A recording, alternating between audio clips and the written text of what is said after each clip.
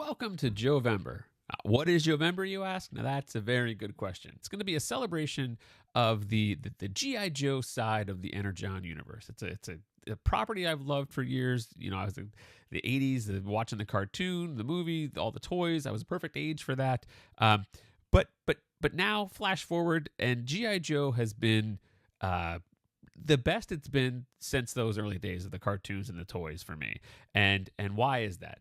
Well, it's part of the Energon universe, and it's Robert Kirkman, Skybound. They are doing the Transformers, G.I. Joe, Void Rivals, a big shared universe, and it's been a lot of fun. I've talked about it before in the channel. I've talked about the art, talked about a lot of the things. I'm really into the Transformers art, the G.I. Joe art. There's not really a lot of Void Rivals art out there because most of it was digital, but I digress. Point being, there is a lot to celebrate in the month of November because of some announcements that have been made recently. And we're going to talk about what's coming up, what we can look forward to on the G.I. Joe side of things in the Energon universe, and why JOE-vember is a worthwhile celebration. First, we'll kick off with the announcement that an Energon universe TV show is in the works and it's coming. Now, it's something we've heard rumblings about for a while, but now it's official. They put it out there that they're shopping it around. They're gonna there's a showrunner, a name attached. Now, it makes a lot of sense given Robert Kirkman's track record with Walking Dead, with Invincible.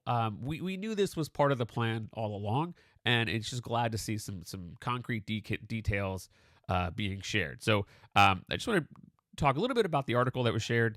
It says, Energon Universe adult animated series based on comic from Hasbro and Skybound with Joe Henderson as showrunner hitting TV marketplace. It's just really cool to see forward momentum on this project, that it's in the works, it's coming, and it's exciting. It's really, really exciting because the key for me was that they weren't going to make this try to make this a kid-friendly show. Because with the success of Invincible, it makes sense that they would kind of lean into the more mature themes in Transformers. That doesn't shy away from those things. It's not saying that the Transformers is strictly an R-rated title, but it doesn't shy away from some complex issues, and that I really like that about the whole thing.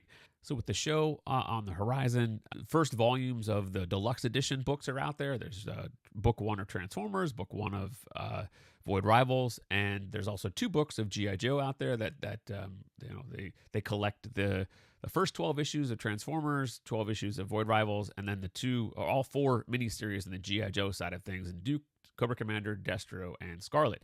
Now you can get those books. I've seen them pretty cheap online. You can.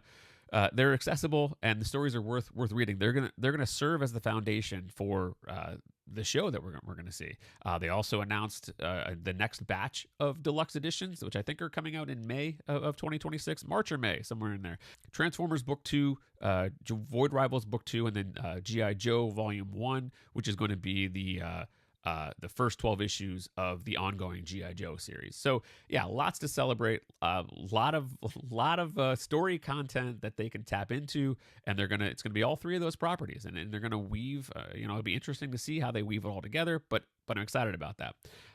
Now, the other thing about G.I. Joe this month, in the month of JOE-vember, the 3rd arc in the G.I. Joe ongoing comic is called the Dreadnought War, and it's shipping twice a month. So we get 2 issues in November, 2 issues in December, and then 2 issues, I imagine, in January to wrap up that story. Now, if it continues, I think from there they'll slow it down to do once a month after that. But to get through this story arc, they're going to have it at a quicker pace, because my understanding is that it's going to be a very fast-paced story.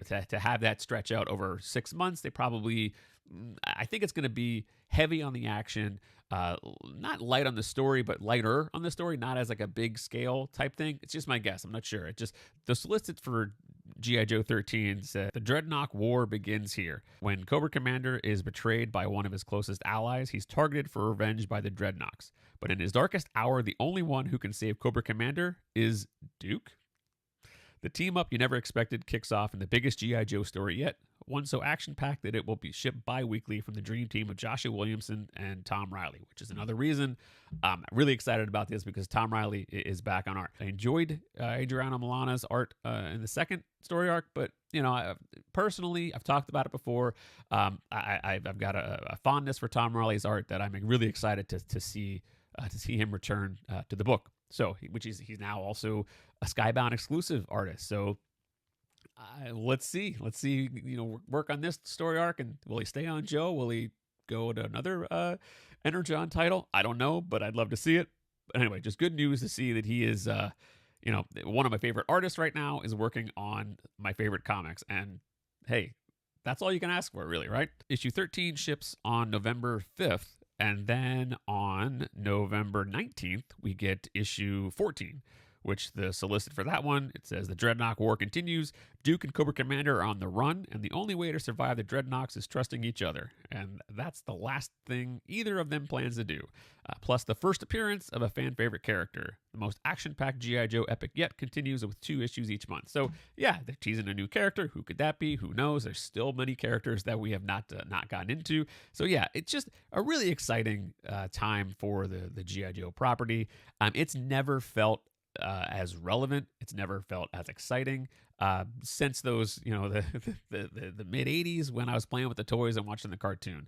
So it's really, really exciting to see. And this take on GI Joe, one of the knocks for the GI Joe property has been that it's relied heavily on. It's it's saddled with the idea that it's military, U.S. military propaganda, and they said, "Oh, GI Joe, it won't play to international audience because it's so focused on the U.S. military." And I'll say this is not this version of GI Joe is not that. Yes, they have military tech, they have military. There's ties to the military there, but it's not about just being solely the real American heroes. So I like it. It fits nicely into the Energon universe with Transformers. The fact that they built them up at the same time, so it's them asking questions about what are these giant robots all about. There's the fighting between Cobra and the Joe team. There's multiple GI Joe teams at play. So it's a lot of fun. So I'm just really, really excited to see that continue. Talking about Tom Reilly back on the book. There's a couple things I want to talk about in regards to his art. Now, a couple months ago, there was an art drop for issues, I think 4, 5, and 6 on Modern Mythology Comic Art. And me, I love the Tom Reilly art, but I've not shown anything from that I picked up from that art drop. And recently, I had a busy summer. I had to kind of spread things out a little bit, but recently was able to get a hold of the pages, and I actually received the box maybe like a week and a half ago. I filmed an unboxing of all of them, but I realized that I don't get a lot of art anymore. I mean, I do, but it's usually in bundles. Like there's like the G.I. Joe stuff. I've got Transformer stuff coming. Moon is following us. Those kind of things, they come in batches, and those batches are spread out while, I pay off this art. So I thought, because of the celebration of November being lots of things to celebrate in the G.I. Joe side of things, I thought, well, why don't I just I'll do a video a week, and I'll talk about one of the pages that I picked up, because I picked up multiple pages. But before I look at the first page for this week, I also want to announce that there's going to be, I was talking with Josh over at Modern Mythology Comic Art. There's going to be a sale in November for the stuff that's on the site now, the Duke pages, as well as the issues 2 through 6 of G.I. Joe. Now, issue 1 sold complete. Issue 6, there's only a couple pages left of that one, but there's some really, I think, issue 5 is low-key one of the greatest issues that we've seen so far. So there's a lot of cool art from issue 5 available still. So I'll show the page, and then I'll get into the details of the sale. So all right. So like I said, I picked up pages from issues 4 through 6, and I'll go in chronological order of what story content wise. So we're going to talk about a page from issue 4 first. Now, I will talk about spoilers for what's going to be on the page, but we'll talk about the art, the story moment, why it appealed to me, and why specifically this page is one that I picked up. So if I mention anything that's spoilery, I apologize, but you've been warned. So all right. So the page we're going to take a look at is it's from issue 4. It's issue 4, page 12. Now it's got some really cool characters on it, some favorites of mine since I was a kid, and also not really a favorite of mine since a kid, but in this series has quickly become a favorite character. So, right, we'll just jump into it. It's Clutch while he is undercover back in the Cobra base in Springfield. And you've got Destro and Mercer on this page. And what's really cool, the thing I really love about this page is, I've mentioned it before, the thing that draws me into Tom Reilly's art is his ability to tell a story, his camera placement, the details that he shares, what he doesn't share. There's some pages that are very minimal, where it's just the character. If you need to focus on the dialogue of what's happening in the moment, there's not a lot of background on the page because it's about, that character moment. But sometimes there's, he doesn't shy away from also adding the background detail as well. He just lets the story dictate how to approach the page. And in this page, the idea is that Destro and Mercer are... Cobra Commander has been quite secretive in this series. He's only shared certain details with his allies because he's keeping things close to the chest, and Destro doesn't like that. He's trying to figure out Cobra Commander's secrets.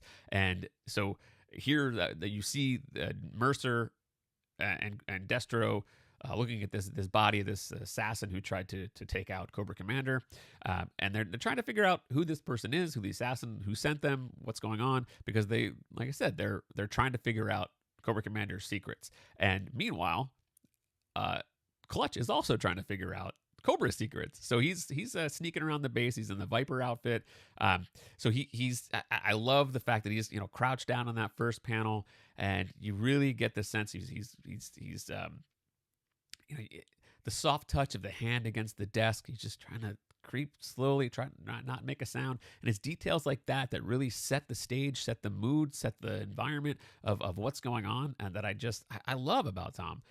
And then the camera angle shifts to that second panel is they mention Energon. Destro mentions Energon, and Clutch kind of like perks up, but you get the sense of having the camera angle tilt.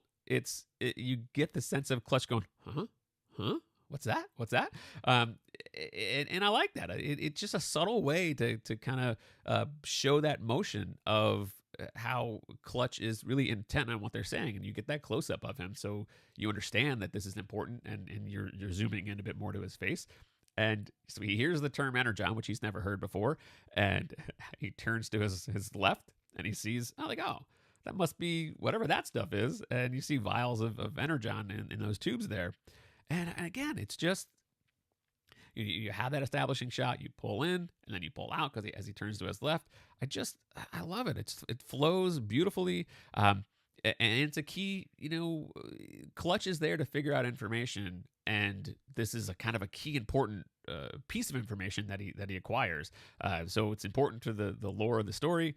And it's just really fun. And that last panel really, especially when you see the colored version of the page, that last panel really pops out because there's the base wide alert to evacuate goes off, and it switches to red really fast, so you understand that that's the alert, the red alert from like Star Trek.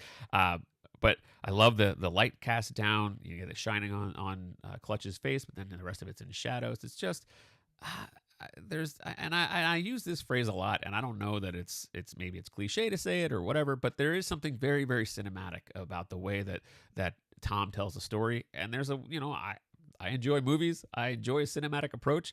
And maybe it's lazy to say it's very cinematic, but it is. It's just it puts you in the story, and I'm involved. I'm invested, and the way he plays with the camera angles, it's just that's one of his strengths. And I'm thrilled to see him on the property like this. So that's the first page of the package of art that I received from Modern Mythology, and we will look at another page. We'll do it next week. I'll do like weekly videos on the Joe art that I received.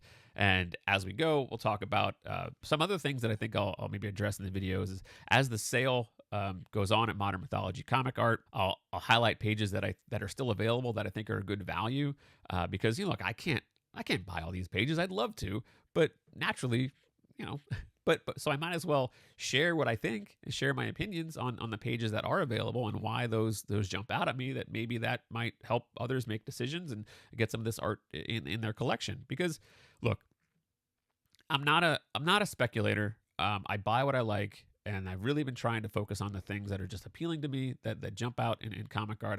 I've shied away from some of the vintage, vintage '90s stuff that I have, selections of those in my collection.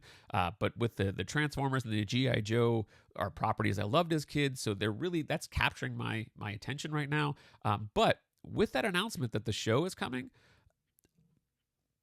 it's not a bad buy. So it's definitely worth taking a look at. And I think that Tom's pages are reasonably priced before a sale. So having them on sale, I would recommend, if this interests you at all, that this is the time to take a second look at what's available on Modern Mythology Comic Art. Details of the sale itself. Now, I don't have a start date just yet. It's going to be early in November, but the way it sounds like right now, that it's going to be Tom's Duke pages, the Duke miniseries that kicked off the whole G.I. Joe side of the Energon universe. The pages remaining on the site are going to be 30% off, and then G.I. Joe issues 2 through 6 that are available, all those pages are going to be 20% off, and that's pretty good. I mean, that's like I said, I think they're reasonable to start with, especially in some of the panel pages, and really Tom's, panel pages from Tom are great because of the things that I've said, the way that he tells the story. There's a lot to enjoy on a panel page. So I know people kind of, aim for covers and splashes and those kind of pieces. But for me, I like that stuff too. But there's great value in the panel page options that are available. So anyway, so I will share, once I have even more concrete details of a start date, I'll share what that date is. Josh will also no doubt list the sale on his socials, so follow Modern Mythology Comic Art for more information there. But as soon as I have a concrete date, I will also edit the description of this video so it's listed there as well. In the meantime, start looking. Go on the website and see what pages might speak to you, just to kind of make a mental list available. Because I do that every time I know a sale is coming. I go on a site and just kind of see how much I want to spend and make a list and go back and reevaluate what's available. And that's the fun part. That's really I enjoy that part of collecting, instead of the drops where it's like you have to make a split decision in that moment. Now you have a little bit of time to go on there and think about what speaks to you, and I'd recommend doing that. So anyway, really excited about this month. I'm really looking forward to talking more about the G.I. Joe side of things, and yeah, let's make JOE-vember a thing. Anyway, thank you very much for watching this one, and I will see you soon.